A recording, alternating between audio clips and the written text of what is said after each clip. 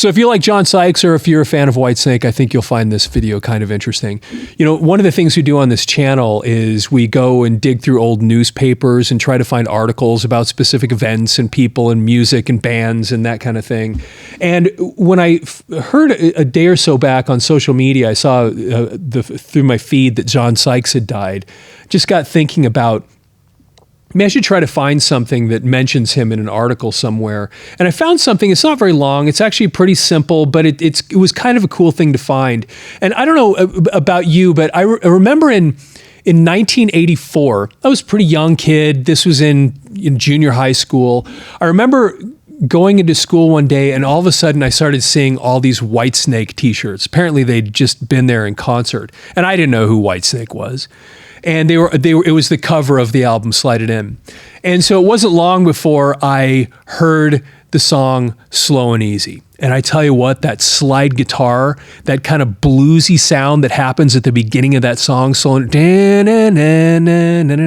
oh my gosh, that slide guitar was so amazing. So I bought that album and I ended up, that album, especially the first three songs, Slide It In, Love Ain't No Stranger, and Slow and Easy, kind of became part of, just on my regular rotation of just things I would listen to. I loved it so much.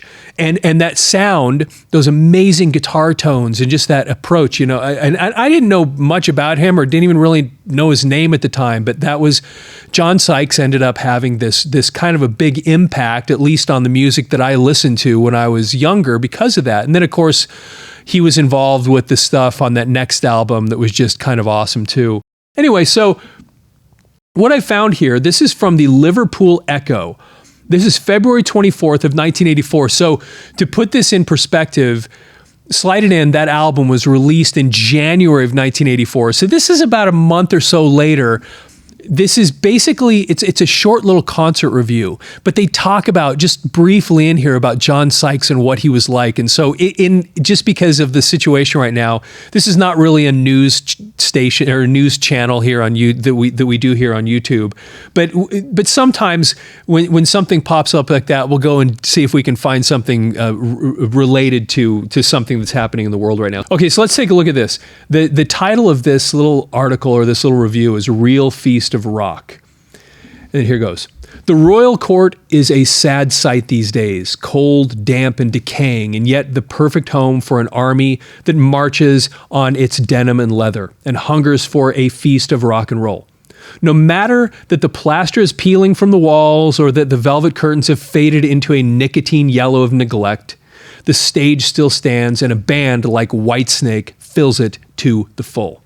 David Coverdale created Whitesnake. He writes the songs, but most of all, he has the voice. The fans say it is the best in rock and roll. And let me tell you something. When I first heard Slow and Easy and then bought that album, Slide It In, I thought, I just absolutely was blown away by his voice. I mean, he is so awesome.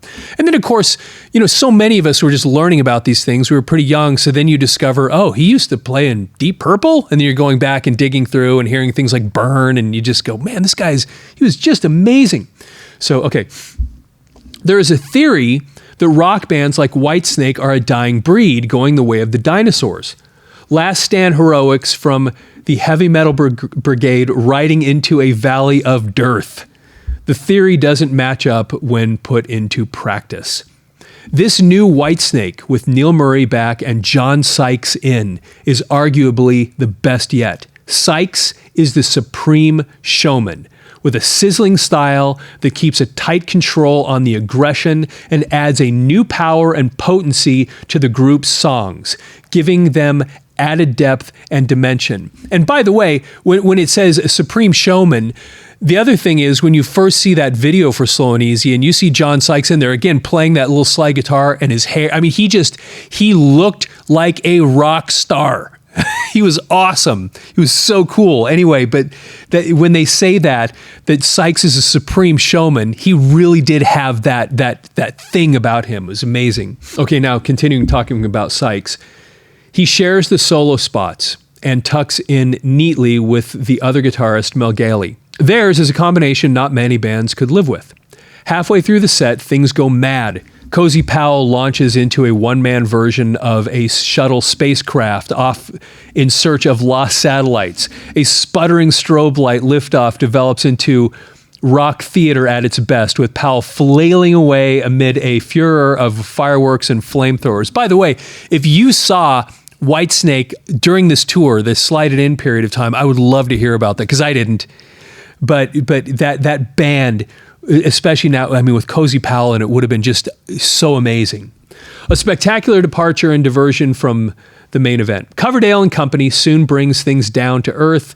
The anthem, Ain't No Love in the Heart of the City, has a poignancy all its own. This is for you, for Liverpool, Coverdale tells the crowd.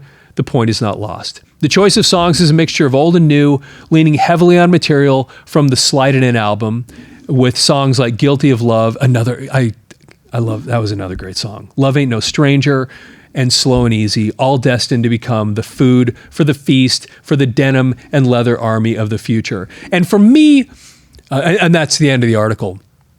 For me, and I'd be curious what you think too, over the years, that album, because still, even to this day, it's one of my go-to albums. I don't know about you, but I have some of those things where there's certain albums and certain bands that are just kind of my go-to. And especially those first three songs on Slide It In. And then Love Ain't No Stranger, for some reason, of those first three, that's the one that I just always go back to. It's so powerful, and the thing about it's so awesome. The sound, the production, of course, David Coverdale singing, the guitar playing, it's so good. So anyway, I'd love to hear your feedback on that stuff too. Anyway, again, it wasn't anything earth-shattering, like I said. It was just kind of a cool thing to go find an old article. And not long after John Sykes had been, involved with Whitesnake, and then to have him being mentioned in one of these concert reviews, just kind of a cool thing, especially right now as we're thinking about him, to go find something like this in basically just a newspaper article. Anyway, I hope you enjoyed that stuff. And of course, if you're not following the channel, please follow the channel. Like the video. I'd love to get your feedback on this stuff, especially related to Slide It In. What were your favorite songs? Where did you see him in this concert? And with that, have yourself a fantastic day.